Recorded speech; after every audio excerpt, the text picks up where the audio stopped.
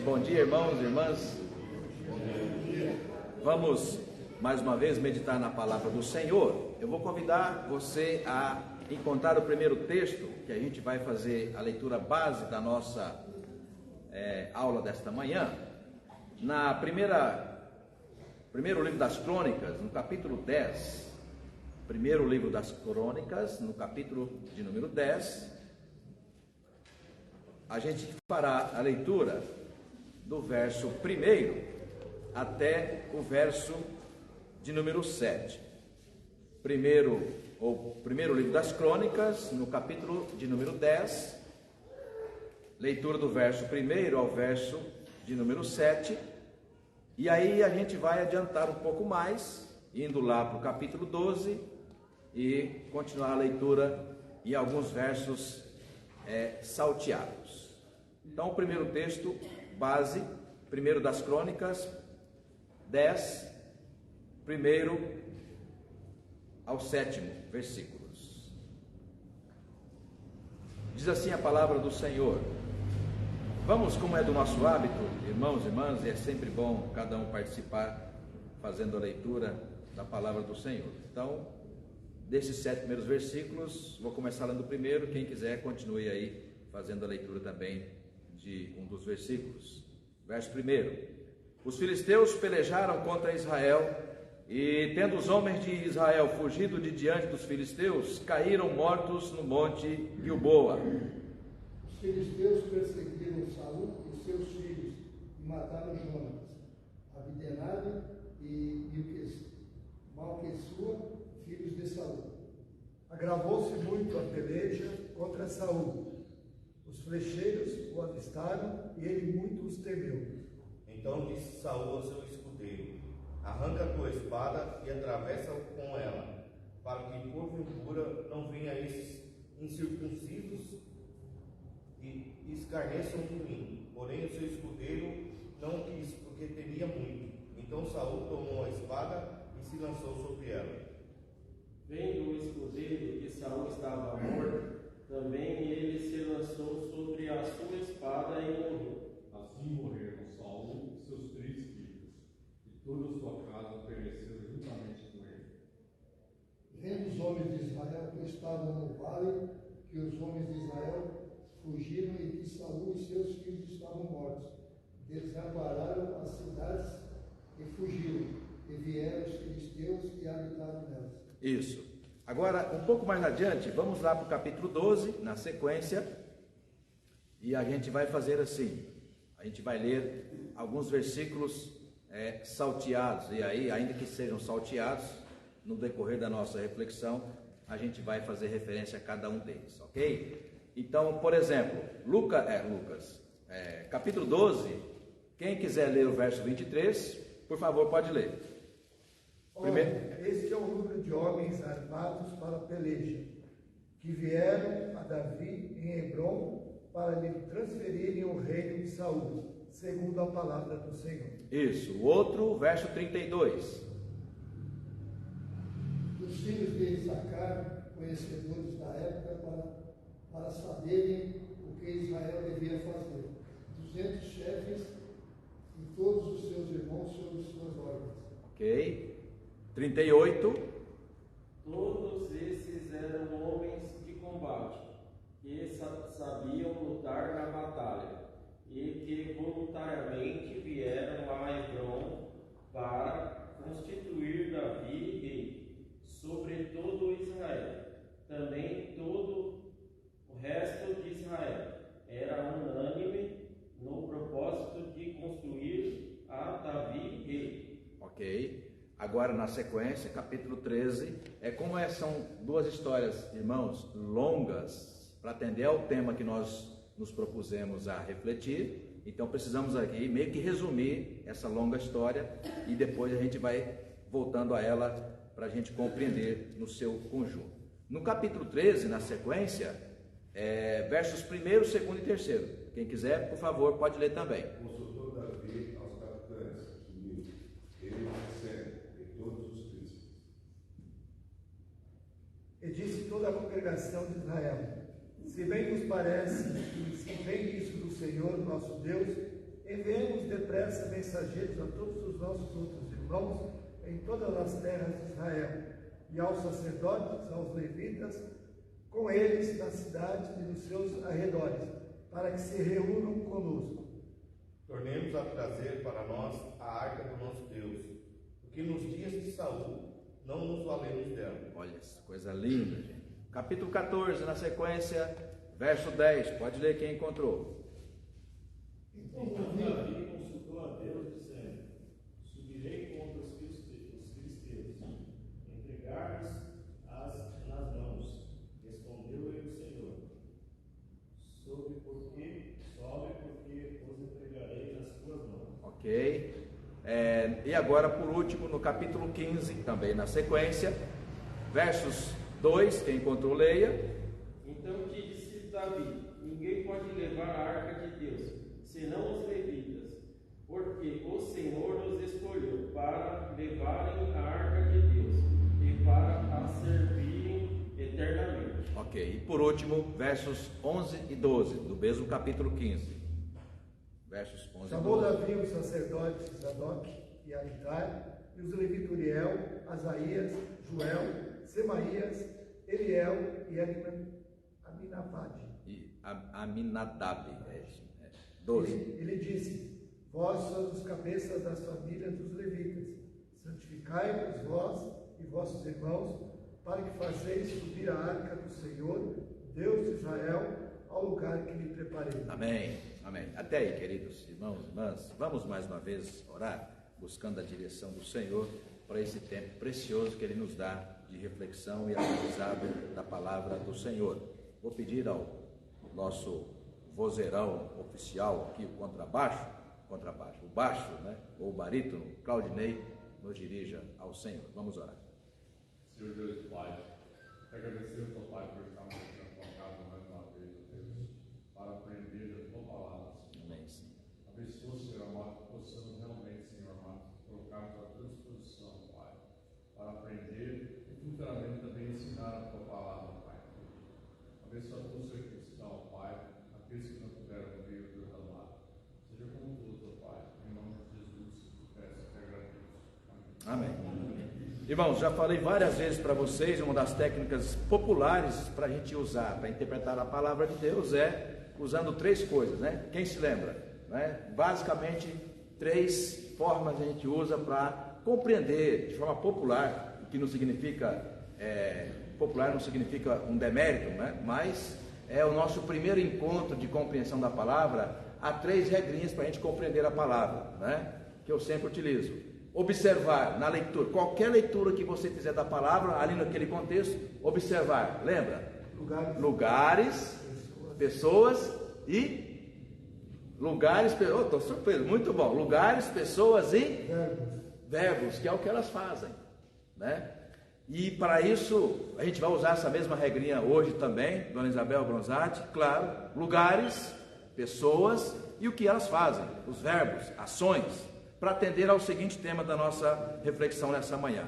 Em tempo de crise, devemos fazer escolhas. Em tempo de crise, devemos fazer escolhas. Ou seja, não dá para ficar sentado diante da crise, chorando, reclamando, né, lamuriando, tentando encontrar culpados, né? E muitas vezes isso é como que uma tentação para nós, né? Ficar o tempo todo diante da crise, Marco César, né? Tentando encontrar os culpados, como se, encontrando culpados, a gente pudesse ter ali um pouco de sossego. Não, nem sempre a gente vai encontrar o culpado, e mesmo que encontre, também não vai resolver o problema da crise, né? Então, crise, ou em tempo de crise, devemos fazer escolhas. E levando em consideração a nossa regra de interpretação bíblica, lugares, pessoas e ações, nós temos 2 grandes personagens que vão povoar aqui, né? Lugar e atitudes, Saul e Davi, né? E inicialmente precisamos dizer, irmãos e irmãs, que não há dúvida, porque a Escritura Sagrada registra com detalhes como é que foi que Deus chamou a Saul, né? Lá no capítulo 10, no capítulo 11, capítulo 9 de Samuel, que a gente leu, que a gente vai ver daqui a pouco, há um detalhe bastante curioso, né, simbólico, de como foi o que Deus utilizou para chamar Saul, né, o primeiro rei da história de Israel. Né. É importante dizer, irmãos, que quando Saul é revelado como rei, aliás, pego de surpresa, Deus diz, né, para o profeta, vai, né, e o profeta Samuel vai e unja a Saul. O capítulo 10 de 1 Samuel mostra assim de forma litúrgica como é que foi a revelação de que Deus havia escolhido Saul. Então o profeta vai até o encontro dele, o profeta Samuel, jorra sobre ele o azeite consagrado e diz, olha, porque Deus te separou para ser o pastor de Israel. Eu gosto muito da expressão, Deus te chamou para ser o pastor de Israel, né? E na sequência do texto diz que o Espírito de Deus se apossou de Saul, ou seja, quando nós somos aqui no altar do Senhor ungidos pastores, pastoras, presbíteros, presbíteras, diáconos, diaconisas, né? São os ministérios ordenados. Então o conselho invoca sobre nós a bênção de Deus Pai, Filho e Espírito Santo, crendo que quem chama é Deus e quem unge é Deus, tá? E sobretudo o Espírito Santo nos diz, olha, estou te ungido para uma obra que é dele. É aí que vem a grande dificuldade. Né? Os títulos, irmãos, irmãs, os postos, né? As ações de alguns postos de trabalho, de ministério na igreja, tendem com o tempo a nos sufocar. E aí é que vem a dificuldade. Diante da crise no ministério, diante da crise na nossa caminhada de fé, a questão é parar e olhar, né? Parar, reparar, observar. E já logo no começo, e aí eu vou convidar você para ir para lá, para você compreender um pouco e depois perceber a diferença entre por que Davi termina o seu ministério idoso e com uma vida honrada. E olha que Davi, como vocês sabem, mais do que eu até, que Davi também cometeu os seus pecados. O de Batseba talvez seja, né, o grande espinho no ministério de Davi. Mas mesmo assim, é importante reparar como é que termina o ministério. Isso a gente pode pensar, irmãos e irmãs, e eu sempre estou dizendo aqui, né? Numa família com muitos filhos, onde a mãe, Dona Antônia, né? Onde a mãe, com tantos filhos, os educou todos no caminho, né? Do Senhor.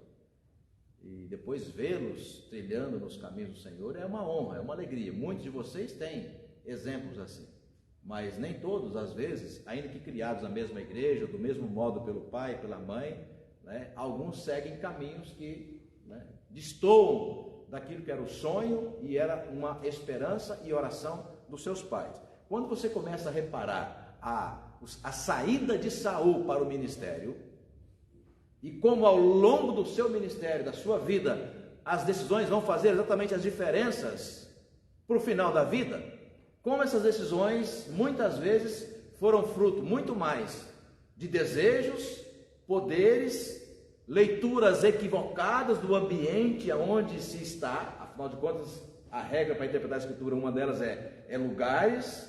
Em alguns lugares, Juliano, da nossa vida, quais são os lugares que nós estamos existindo, né? Então, trabalho, cidade, família, viagem, né? Ambiente no meio de pessoas estranhas, ou seja, então lugar, a ideia de lugar envolve tudo isso.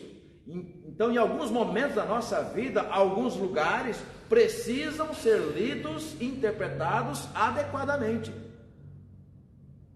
Algumas pessoas, o nosso convívio relacional, né, precisam ser interpretadas adequadamente. Porque pessoas, infelizmente, podem enganar, isso é bíblico, né? Podem enganar, podem invejar, podem tramar. Vide na própria família de Abraão e Sara, como é que os dois lidaram, né? Aliás, Abraão e Sara, Rebeca e Jacó, Rebeca e Isaac, né? Como é que, né, uma mãe apaixonada por um filho e um pai com o dever de abençoar o primogênito, veja como é que aquela trama termina. Então é importante ter capacidade e ao mesmo tempo ouvido atento para ouvir, perceber Deus nos inspirando para lidar com pessoas, César, mesmo que da família, tá?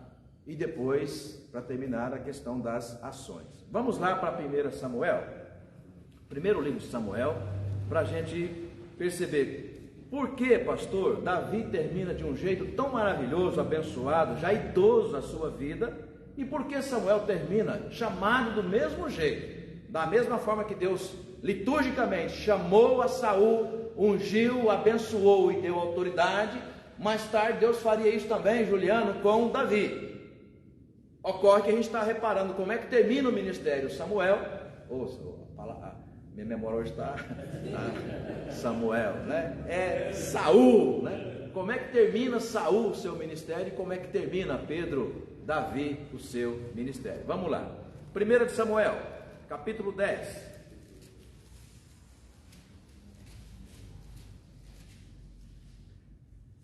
Só para chamar a atenção de vocês, para relembrar o que eu há pouco disse sobre a chamada de Saul, né? Se você reparar, lá no capítulo 9, eu vou dizer para você os versículos, o 15, 16 e 17, eu vou ler para você. Então Deus estava, né, na iminência de escolher o primeiro rei da história de Israel. Samuel era um dos profetas daquele tempo, e Deus diz assim para Samuel: olha, amanhã, já que Israel pediu um rei para si, não quer mais a minha orientação por meio dos profetas. Israel queria um rei. Vocês conhecem a história bíblica. Queria um rei. Aí Deus falou: tá bom, vocês querem um rei? Tá bom, vou escolher. E ele escolhe Saul. Só que Samuel estava preocupado: quem é que vai ser? Quem é que vai ser? Eu gosto muito e eu fico imaginando aquela cena. Deus fala assim para Samuel: amanhã, tipo, ontem foi sábado, né? Hoje domingo. Então, Deus falou ontem com Samuel: amanhã, a estas horas, 15 para as 10, a estas horas, eu vou dizer para você quem é que eu escolhi para ser o primeiro rei de Israel.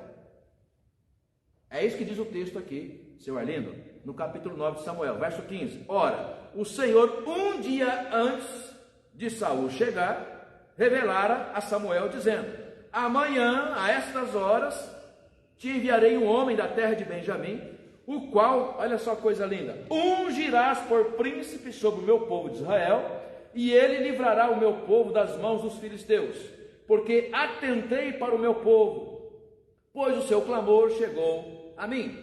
Quando Samuel viu a Saul, olha a coisa linda, gente, o Senhor disse assim: eis o homem de quem eu já te falara, este dominará sobre o meu povo. Então não fica dúvida, presbítero Milton, de que Deus escolheu Saul. Não há dúvida. E na sequência, no capítulo 10, verso 1, já que Deus disse para Samuel qual era o rei, quem era que ele tinha escolhido, no capítulo 10 vem o culto litúrgico, para fazer então a cerimônia de posse. Tomou Saul um vaso de azeite, derramou sobre a cabeça, beijou e disse: não te ungiu porventura o Senhor, olha a expressão, por príncipe sobre ou para a sua herança, o povo de Israel? Ou seja, o Senhor te ungiu rei para Israel. E aí vem a regra: Deus chama, Deus unge, e Deus, o que? Continua sendo o Senhor do ministério, da vocação. Por isso Deus dá ordem, né? Qual foi a ordem?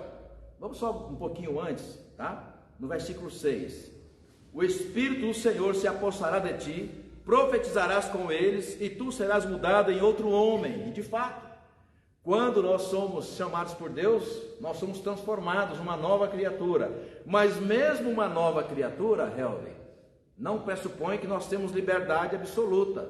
As regras são sempre do Senhor. Foi para libertar. E tem crente que gosta de ficar citando versículo solto, né? Viu, Conceição, né?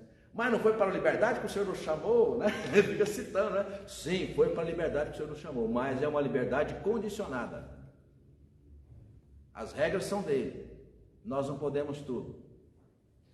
Principalmente quando Deus fala: nessa porta você não entra. E você: mas eu quero entrar. Eu falo: não entra. Mas eu quero entrar. Então tá bom, eu fico de fora, tá bom? E você entra sozinho. E depois o resultado também você cuida, né? Então dando aqui um exemplo básico. É o que Deus vai falar para Saul: você será transformado num outro homem. Verso 7: quando estes sinais te sucederem, faz o que a ocasião te pedir, porque Deus é contigo, né? Ou seja, olha, quando você tiver que agir, haja, mas não esqueça, viu? Deus é contigo. Ou seja, mesmo quando você tem que tomar decisão, e o título da nossa reflexão é: em tempo de crise, você tem que tomar decisão. Você tem que fazer a escolha. Deus é contigo. Por que Deus está dizendo o texto? Deus é contigo, porque é o seguinte: não esqueça que Deus estando com você, as regras para você fazer escolhas, para você decidir, são regras de acordo com a palavra do Senhor. E aí, vou me antecipar aqui só para dizer, né? Diante dos grandes eventos e ações e decisões, César, que Davi tinha que tomar, eu amo de paixão citar esses versículos que a gente leu aqui, porque ele ia dizendo: vamos consultar ao Senhor se isso provém dele. Dando um sinal de aprovação, nós vamos. Davi vai de fato terminar o seu ministério do começo ao fim. Eu falo, se a única 2 ocasiões, se ele tivesse consultado o Senhor, teria evitado o que aconteceu, né? Quando Batseba levanta de manhã lá na sacada gourmet, cansado, eu tinha um presbítero que dizia, lá, sobre essa cena, né? Nossa, que moça bonita. Aí já dizem para ele, é casada. Se ele tivesse falado, deixa eu consultar o Senhor se isso é vontade dele. Se ele tivesse feito isso naquela ocasião, não teria acontecido aquilo. E qual é a outra ocasião, pastor? Quando ele vai lá diante do rei Elimeleque, uma coisa assim, né? Davi já estava muito mais guerreiro do que pastor de ovelha, do que rei de Israel, do que servo de Deus.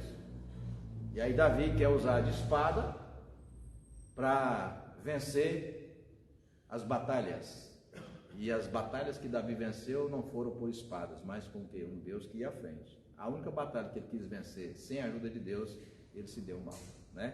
Percebe? Então, tirando esses 2 episódios, o final do ministério de Davi vai ser diferente, porque quase que na totalidade das suas grandes escolhas, ele consultara o Senhor. Verso 8, aí 1 Samuel, capítulo 10, verso 8. Tu, porém, descerás adiante de mim a Gilgal. Então, olha aí, um lugar. Tá bom? Então, quem é a pessoa? A pessoa é Saul.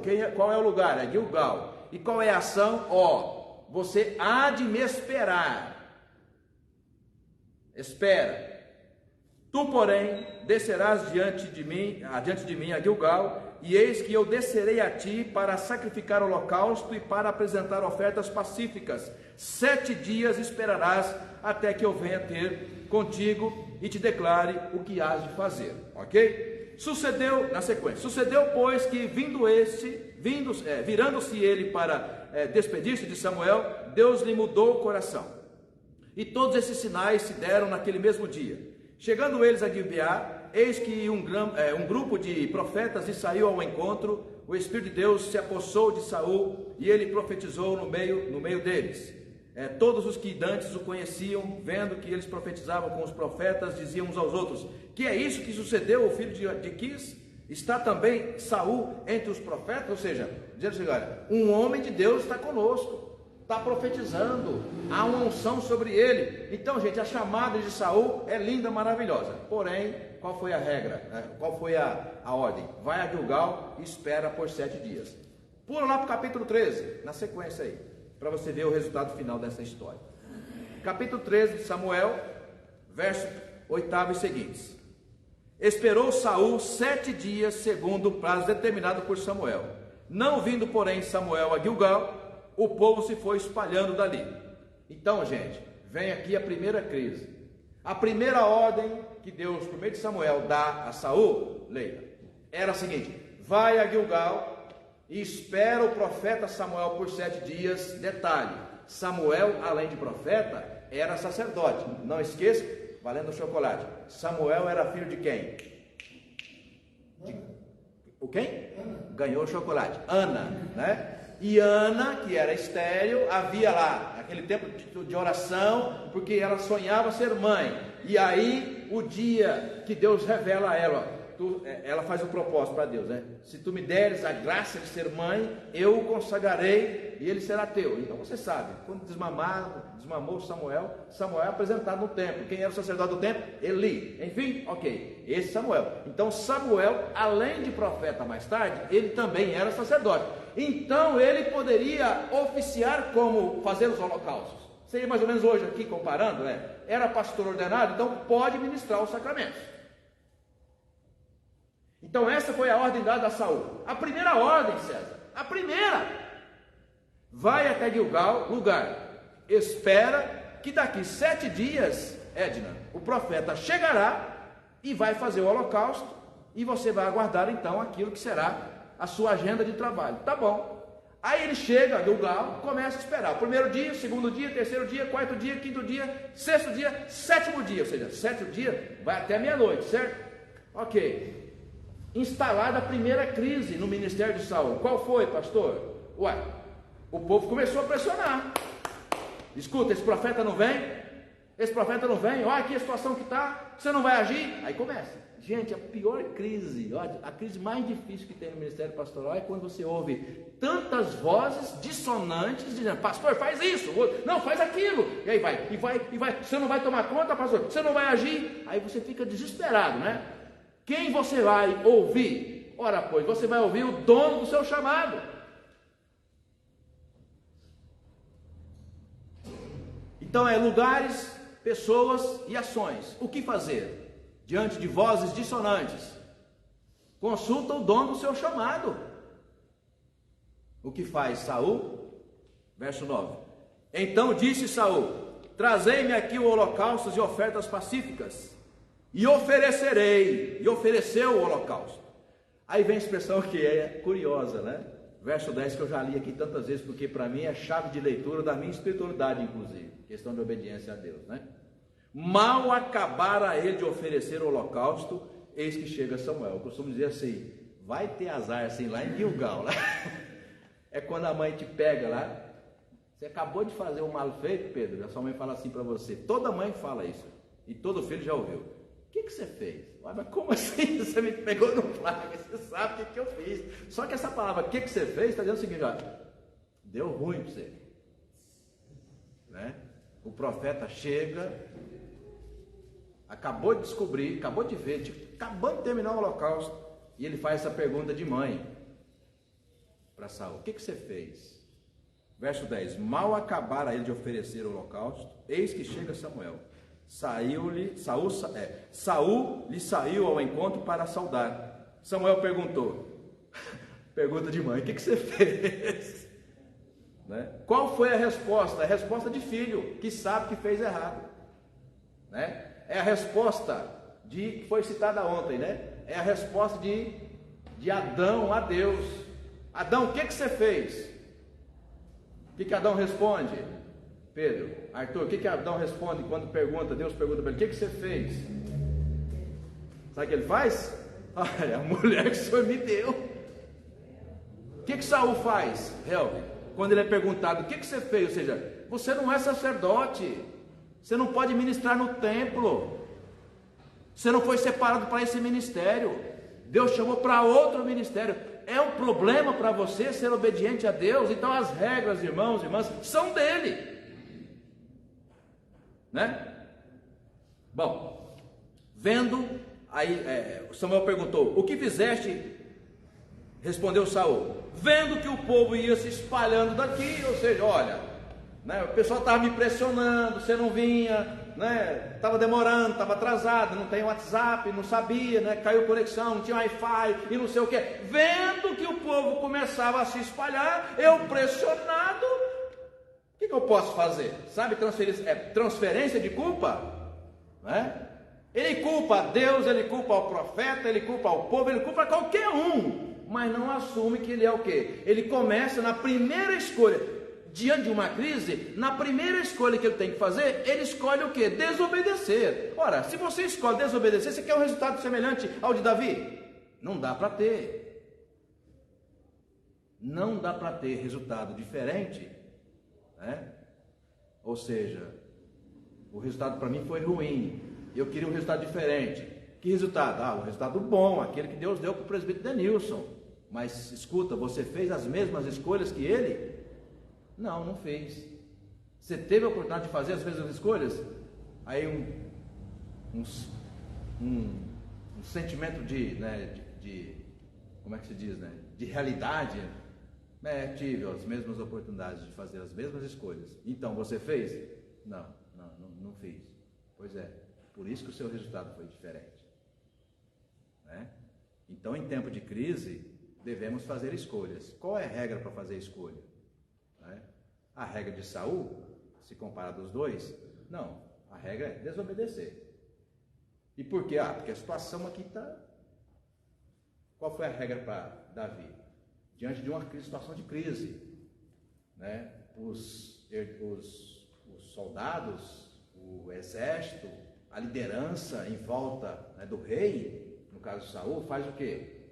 Todo mundo, Conceição, debandou. Israel entra em crise. E Davi é ungido rei, Leila, exatamente nessa situação. Israel em crise, dominada pelos filisteus. Né? E o que fez Davi? Né? Para tudo. Começa, Senhor, qual a direção? Aí Deus mostra. É lindo, não é? Resultados diferentes, mas também escolhas diferentes. Tá? No verso 11, já comecei 3 vezes e não terminei, né? Vendo que o povo ia se espalhando daqui, e que tu não vinhas no tempo combinado, né? Porque é nos dias aprazados, e que os filisteus já se tinham ajuntado em Micmas. Só para fazer um detalhe aqui, o texto não diz que profeta Samuel chegou atrasado, tá? Porque o prazo foi 7 dias. Então eu sempre interpreto assim, olha, chegou no fim da tarde, ele estava esperando você, hoje é o 7º dia, hoje estava combinado de o senhor vir, estava esperando o senhor de manhã, quando foi meio-dia foi o limite, não, ele não vem, aí começa a especulação, né? Mas até meia-noite é o 7º dia, então vamos supor, ele chega naquele dia, o texto não fala que ele chegou atrasado, né? Mas diante da pressão popular, o que ele faz? Ele vai e desobedece. Verso 12, eu disse comigo, agora descerão os filisteus contra mim a Gilgal, e ainda não obtive a benevolência do Senhor, e forçado pelas circunstâncias, ou seja, olha, Deus não me mandou fazer isso, não me mandou fazer, mas olha, os filisteus estavam chegando. Irmãos e irmãs, diante da crise que se avizinha, os nossos medos, as nossas fragilidades, Deus não nos abre uma regra especial, não, agora você pode ser desobediente, não, agora você pode fazer o contrário daquilo que eu estou dizendo para você fazer. Não, eu não encontro essa regra na Escritura Sagrada. Então você olha, está vindo, aliás, uma pausa, quando Moisés, do mesmo jeito, chamado por Deus, ungido por Deus para pastorear o povo de Deus, ok? À frente era o quê? O mar, atrás o quê? O exército do faraó. O povo está vendo aquela história de sempre, está vendo, foi para isso, o Senhor nos tirou do Egito, agora para morrer aqui no deserto, que humilhação, à frente o mar, atrás o exército. O que faz Moisés? Para tudo, vai lá, Senhor, a situação, o mar à frente, o exército atrás, o que fazer? Né? Deus ainda dá uma dura a Moisés e fala o quê? Valendo o 2º chocolate, eu pague, viu gente? Valendo o 2º chocolate. O que Deus falou para Moisés? Diga ao povo que marche. Mas como assim marche? Diga ao povo que marche. Deus faz o quê? Abre o mar. Então, irmãos e irmãs, Deus não dá regra que contradiz a sua santidade. Percebendo que tu não vinhas no tempo aprazado, os filisteus pressionando, está aparecendo, e o povo que nós vamos morrer. Então vou eu mesmo aqui, eu faço, fazer o sacrifício, o holocausto, para ungir o exército e já ir para a batalha. Deus não falou nada disso. Deus não disse nada disso. Me espere em Gilgal, e quando eu chegar eu te direi o que hás de fazer. Percebe a diferença? E o que Deus fez? Continua, verso 13. Então disse Samuel a Saul: procedeste neciamente em não guardar o mandamento que o Senhor teu Deus te ordenou, pois teria agora, ou seja, diante da primeira atitude que você tinha que ter de obediência, se você tivesse simplesmente obedecido, agora Deus confirmaria o teu chamado, o teu ministério. Porém, o que ele faz? Não, né? 14, já agora não subsistirá o teu reino. O Senhor buscou para si um homem que lhe agrada, e já lhe ordenou que seja príncipe sobre o seu povo, porquanto não guardaste o que o Senhor te ordenou. Tá? Agora, dito isso, irmãos, a gente abre ali a compreensão para entender por que as histórias desses dois reis terão finais totalmente opostos. Tá? Totalmente opostos. Então, num primeiro momento, para a gente afunilando aqui a nossa reflexão, para terminar a nossa meditação, reconhecer da existência, diante da existência da crise, né? Reconhecer que Deus abre portas. Tem uma crise, você está em dúvida, é complicado, você não está vendo solução.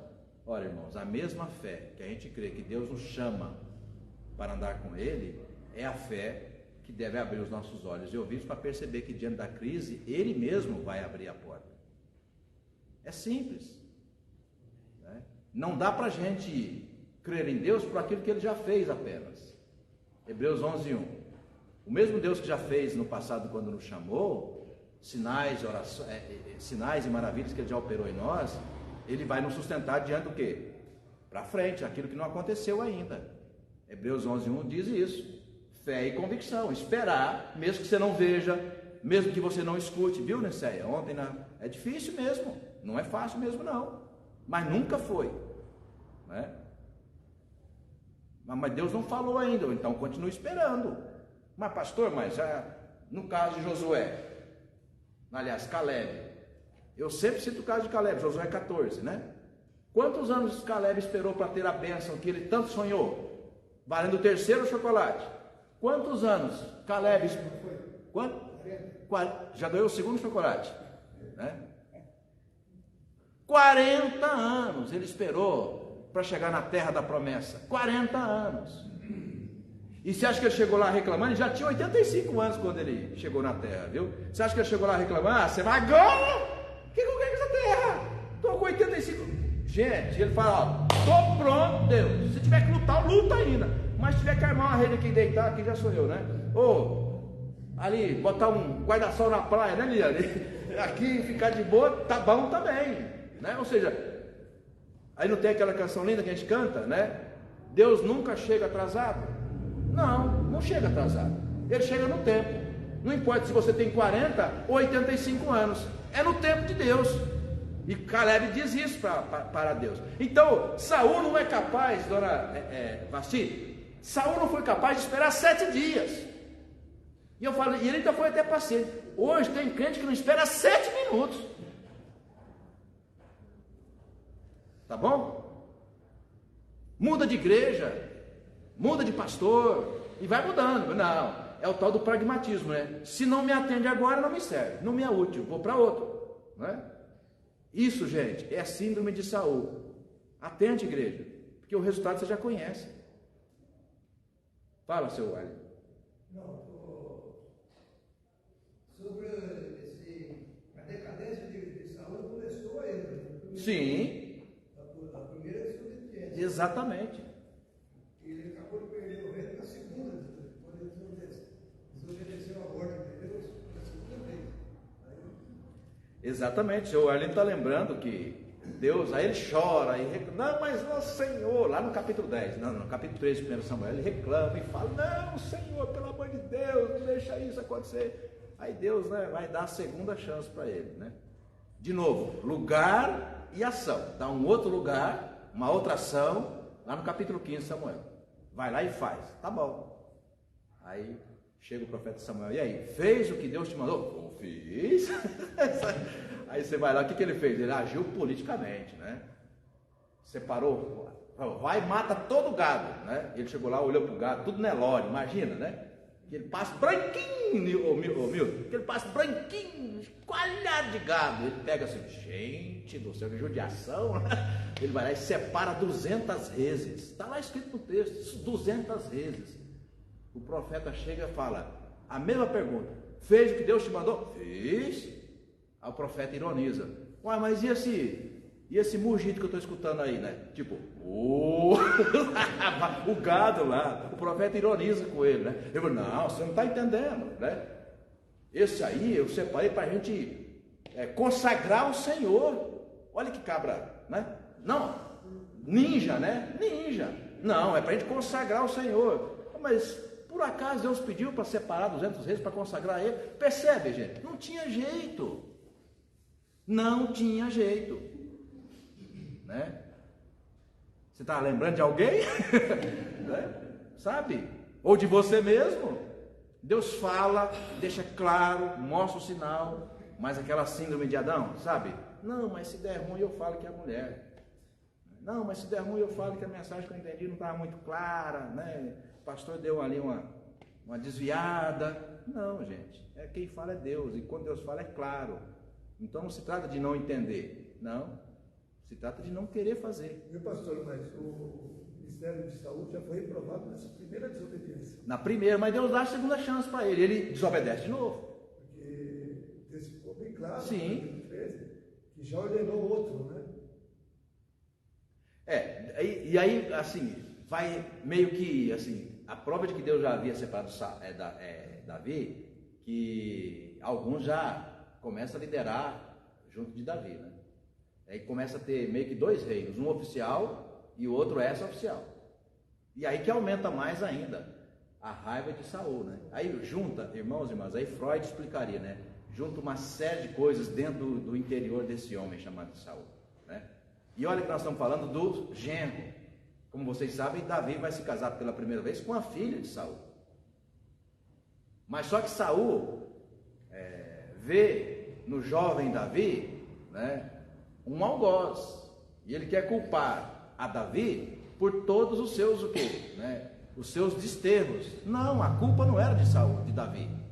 Porque Davi era jovem, carismático, e um monte de gente já queria seguir a Davi. Não. O problema de Saul, o quê? O problema dele era problema com Deus. Ele tinha um espírito de desobediência. Era contumaz em desobedecer a Deus. Todas as chances que Deus deu a ele as perdeu, né? E não poderia, claro, colher resultado diferente. Então, diante da oportunidade, irmãos, mesmo em situação de crise, a oportunidade que você tem, né, de agir, é agir segundo as regras do Senhor. Não adianta imitar Saul e esperar um resultado diferente, porque não será. 1 Crônicas 13, versos 1, 2 e 3, texto que nós já lemos aqui. Então veja só: consultou Davi os capitães de 1000, de 100 e de todos os príncipes, e disse a toda a congregação de Israel: se bem vos parece, e se vem isso do Senhor, olha só, olha a diferença, se bem vos parece, vamos imaginar e comparar os dois aqui, vou terminar de ler o versículo, depois a gente compara os dois, atitude de um, atitude de outro. E disse a toda a congregação de Israel: se bem vos parece, e se vem isso do Senhor nosso Deus, enviemos depressa mensageiros a todos os nossos outros irmãos em todas as terras de Israel, e aos sacerdotes, aos levitas, com eles nas cidades e nos seus arredores, para que se reúnam conosco. Tornemos a trazer para nós a arca do nosso Deus, porque nos dias de Saul não nos valemos dela. Então, assim, meio que lavando roupa suja também, né? Então ele coloca aqui em momentos claros, Dona Maria, o que se deve fazer, né? Então o povo está pressionando do mesmo jeito, assim como Saul passou. O povo está pressionando, tanto que ele diz ali, ó, se bem vos parece, né? Ou seja, se é comum, se é do consenso de todos vocês, que a gente deve ir lutar contra os filisteus e resgatar a arca, porque ela tinha sido roubada diante do desterro de Saul, ela havia sido roubada, tomada pelos filisteus. E o povo agora, com o novo rei, pressionando para ir buscar a arca. O que faz Davi? Não, espera lá, estou aqui interpretando, tá? De fato vocês têm razão, nós temos que buscar essa arca. Claro, ela é o símbolo da nossa fé, nós temos que buscar. Mas olha, ainda que vocês entendam, se bem vos parece, é o texto disso, né? Ainda que vocês entendam que a gente deve ir buscar, aí vem a diferença entre um e outro. O que faz a diferença aqui, irmãos? Esse detalhezinho aqui, ó. Se vem isso do Senhor nosso Deus. Então, por mais que haja unanimidade na igreja, unanimidade na sua família, naquilo que você tem que fazer, unanimidade humana não chega a nada diante do que? Da santidade divina. Se Deus não autorizar, pode ser unânime a sua casa ou a sua igreja, a decisão final não será positiva. Percebe a diferença? Davi quis agradar a Deus, Saul agradar os homens. Essa é a diferença. Né? E ele, didaticamente aqui, Leila, no verso 3, ainda fala assim: uai, se a gente pode, Marcos, aprender com os erros de Saul, por que eu vou repeti-los? O verso 3 ele fala exatamente isso. Tornemos a trazer para nós a arca do nosso Deus. Por quê? Porque nos dias do Saul não foi feito assim. Percebe? Vamos aplicar na nossa vida? Ora, pois, quando você olha para trás, diante de uma crise que você já passou no passado, né? E a decisão que foi tomada foi uma decisão, como se diz, independente, ou seja, não foi consultado do Senhor, e você conheceu o resultado, ora, isso já é um aprendizado na sua vida. Aí vem outra crise, e vem outra oportunidade. Você vai agir do mesmo jeito? Não, você já conhece o resultado. Eu sempre cito aqui uma frase feita de Einstein, né? Não se pode esperar resultados diferentes se a gente insiste sempre nas mesmas atitudes. Então Davi nos ensina isso muito antes de Einstein, né? Vamos consultar a Deus, se isso vem do Senhor, entendeu? Então nós teremos vitória. Até porque não vamos imitar a Saul naquele tempo que eles não consultavam a arca de Deus, ou seja, não consultavam o Senhor. A arca representava a presença de Deus ali. Percebe a diferença? Então você começa a perceber por que o reinado de Davi termina de um jeito e de Saul termina de outro. Próximo, capítulo 12, volte um pouquinho, verso 23. Ora, este é o número dos homens armados para a peleja que vieram a Davi em Hebrom para lhe transferirem o reino de Saul, segundo a palavra do Senhor. Né? Depois lá no verso 29, dos filhos de Benjamim, irmãos de Saul, vieram 3.000, porque até então havia ainda muitos deles que eram pela casa de Saul. E depois do 32, gosto muito desse versículo 32, dos filhos de Sacar, conhecedores da época, para saberem o que Israel devia fazer, 200 chefes de todos os seus irmãos sob suas ordens. O texto de Provérbios, inclusive citado ontem, na multidão dos conselheiros há o quê? Sabedoria. Então Davi não é o cara. Ele se cerca de pessoas que vão ajudá-lo também. Então guerreiros, gente inteligente, gente capaz, sacerdotes e pessoas que pudessem ensiná-lo, ajudá-lo a compreender aquele momento que o seu ministério estava vivendo. Percebe? Então, irmãos, todos os detalhes mostram que as atitudes de Saul, né, foram totalmente diferentes das atitudes de Davi. Por isso os resultados também, claro, de forma diferente. Voltando lá para 1 Samuel, mais 15 minutos, a gente termina essa nossa reflexão. Vamos lá para Samuel de novo, só que agora no capítulo 28. 1 Samuel, mais uma ação, mais uma atitude, para a gente comparar esses dois reis. 1 Samuel, quem encontrar, eu vou pedir para ler do verso 5 ao verso 7. 1 Samuel 28, verso 5 até o verso 7.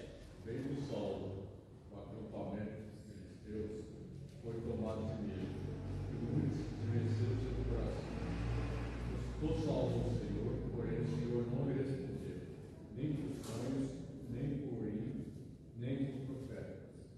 Então disse Saulo ao seu servo: Juntai-me uma mulher que seja média, para que me encontre com ela e a consulte.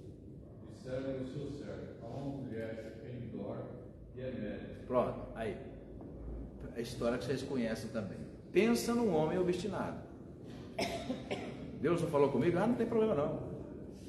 Não tem problema não. Busca uma médium, sabe? Saul não, né? Aliás, Davi não.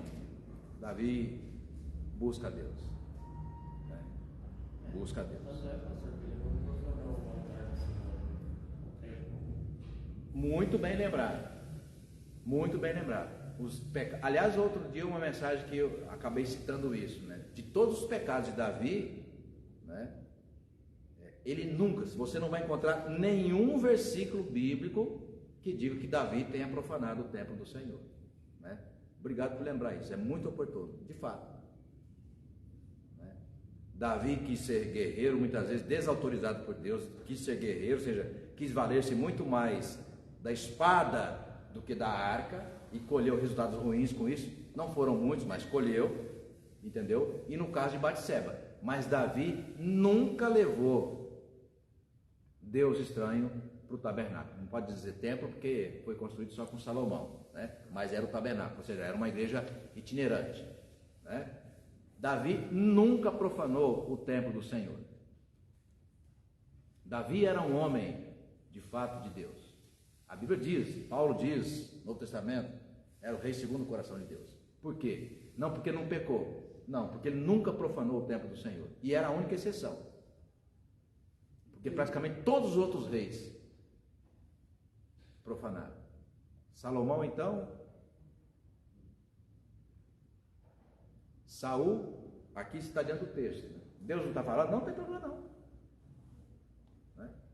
Abrindo parênteses aqui, quando eu fazia minha pós-graduação aqui no Rude Ramos, lá em Rude Ramos, em São Bernardo, eu tive uma colega de escola, de pós-graduação, que ela fazia pesquisa sobre, chamada de trânsito religioso, e ela fazia pesquisa de campo, e aí encontrou uma pessoa bastante religiosa, né?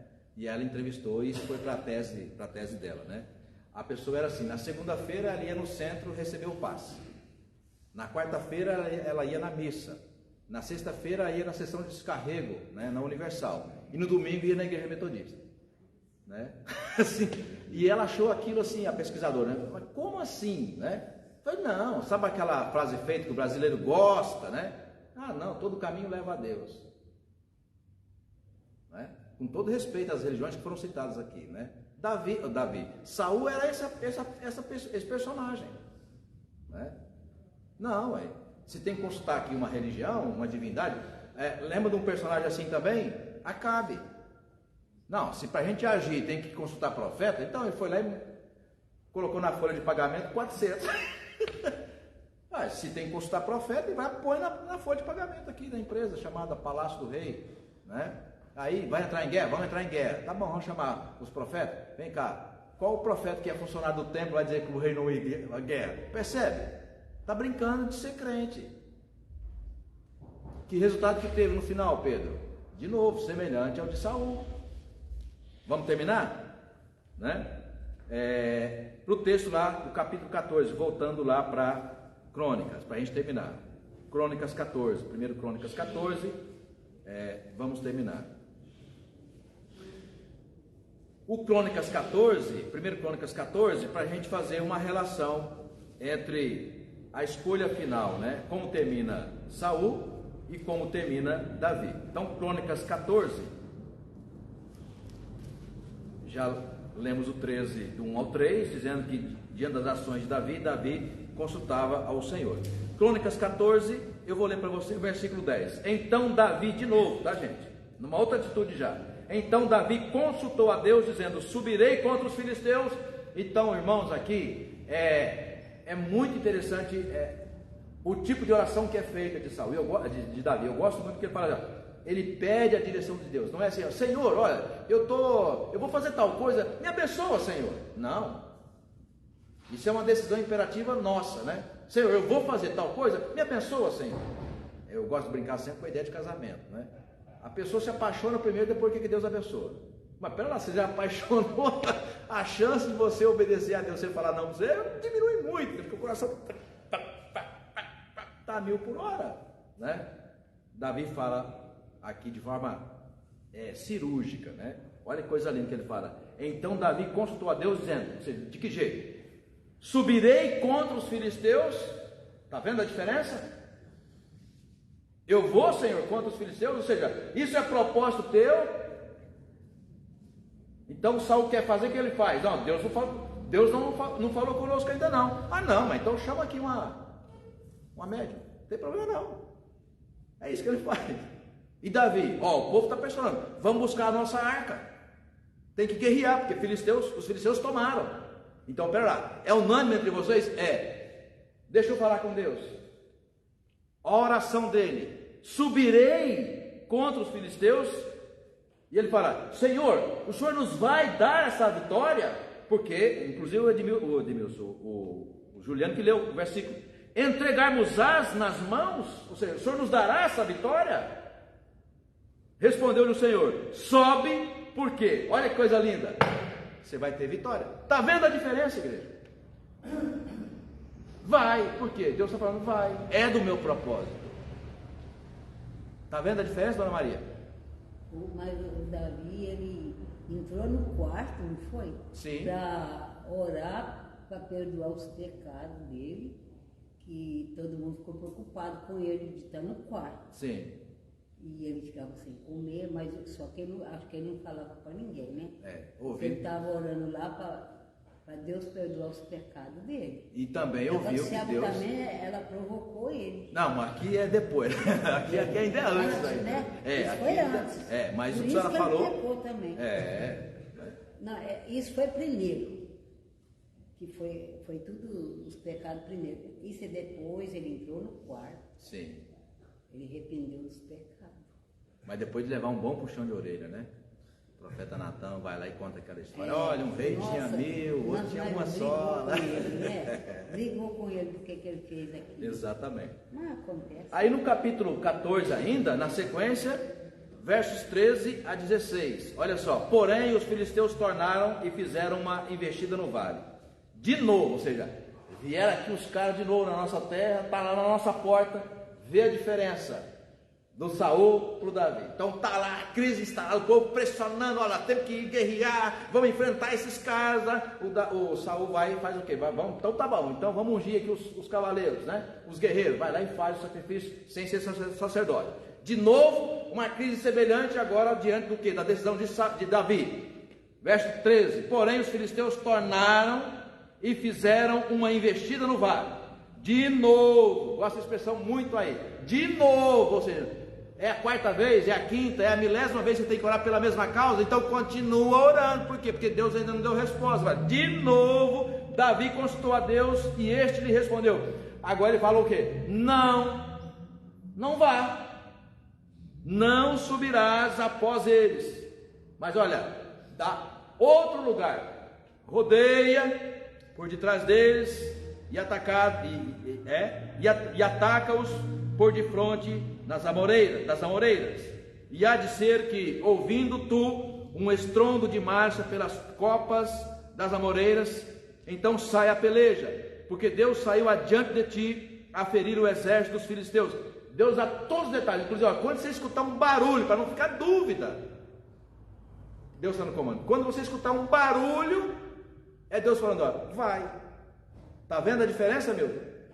Entre um reino e outro, entre um rei e outro, entre um crente e outro, e depois no final você tem que escutar ainda, mas o meu tem sorte, né? Você já me ouviu falar isso aqui muitas vezes, o meu tem sorte. Sorte? Por que sorte? É resultado. Resultado do quê? De escolhas, né? 16, fez Davi, olha só, está escrito aí na sua Bíblia, César, fez Davi o quê? Como Deus lhe ordenou. E feriu o exército dos filisteus desde Gibeão até Jezé. Vamos terminar? Então nós olhamos aqui, né, no capítulo 15 agora, do verso 1 até o verso 4, tá? Fez Davi casas para si mesmo na cidade de Davi, e preparou um lugar para a arca de Deus, e lhe armou uma tenda. Então disse Davi, ninguém pode levar a arca de Deus, senão os levitas, porque o Senhor os elegeu para levarem a arca de Deus e o servirem para sempre. Davi reuniu todo Israel em Jerusalém para fazerem subir a arca do Senhor ao seu lugar que lhe tinha preparado. Terminando aqui, ou seja, o que Davi está dizendo para nós, irmãos? E dizendo para os seus na época, olha, nós não cometeremos os mesmos pecados que os nossos pais cometeram, né? Quando ele fala aqui, a gente diria hoje na nossa linguagem popular, né? Davi deu um tapa, um monte de pelica, né? No rosto, na cara de Saul. É só uma expressão figurada, tá? Por quê? Está dizendo o seguinte, olha meu sogro, lá nada te fazia parar. O senhor nunca foi sacerdote, mas no entanto o senhor achava, eu sou rei. Ah, eu sou rei, sabe? Não, mas o rei não pode tudo. Ah, eu sou pastor, quem nunca ouviu isso? Ah, eu sou pastor. Pastor não pode tudo. Aliás, não pode nada. Ah, eu sou presbítero. Ah, eu sou diácono. Não, por que não dizer como Jesus falou, né? Primeiro são os que servem, né? Primeiro são os que servem. E servem a quem? Servem a Deus. Então aqui, ó, no verso 2, 1 Crônicas 15, já terminando, verso 2. Então disse Davi: ninguém pode levar a arca de Deus senão que os levitas. Ou seja, claramente nós não vamos oferecer sacrifícios aqui no altar, porque nós não somos sacerdotes. Deus não nos separou para esta obra. Então ele está dizendo para Saul: Saul, o senhor não devia ter oferecido sacrifício. O senhor não é sacerdote. Em outras palavras, o senhor não pode tudo, porque é rei. E às vezes naquela linguagem, né? Porque é pai, aí falando na linguagem familiar, né? Porque é pai, não. Pai tem que cumprir função de pai. Pai não pode tudo porque é pai. Isso em relação com os filhos, né? Percebe a diferença? Então é isso, né? Então, concluindo a nossa reflexão, em tempo de crise devemos fazer escolhas, sim. E essas escolhas devem prescindir sempre o quê? A obediência àquele que nos chamou. Amém? Amém. Pontualmente às 10h30. Que Deus nos abençoe a todos vocês, irmãos e irmãs. Quer falar, senhor? Fale. Eu tenho uma dúvida. Claro. Quando Saul consultou a feiticeira, ele falou: o que você está vendo? Quando tem um ancião numa outra ocasião mesmo, porque esse texto aí é enigmático, né? Mas os espíritas gostam bastante dele, porque diz que tem base bíblica, né? Mas numa outra ocasião a gente vai falar sobre isso. É que o coração de Saul já estava contaminado pelo pecado. Então aí ele imagina que era uma voz, né, do grande ali Samuel, que já havia falecido, né? Então apareceu ali o espírito de Samuel? Não apareceu. É que o coração de Saul já estava contaminado. E aí fica complicado, né? Quer falar, Nicé?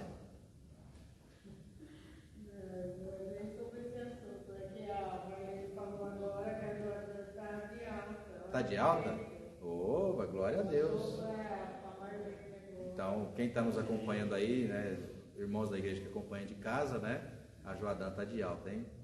95 anos, passou por uma cirurgia e está em casa agora. Deus é bom ou não, né? Louvado seja o Senhor. Vamos ficar em pé, irmãos e irmãs, terminar com uma oração, agradecendo a presença da Conceição. Deus te abençoe, Conceição, e a todos nós. Deus, te somos gratos por esta manhã preciosa, oportunidade, Senhor, de consultar a Tua Palavra e, mais uma vez, orientados e inspirados pelo Teu Santo Espírito, compreender o Teu propósito para cada um de nós.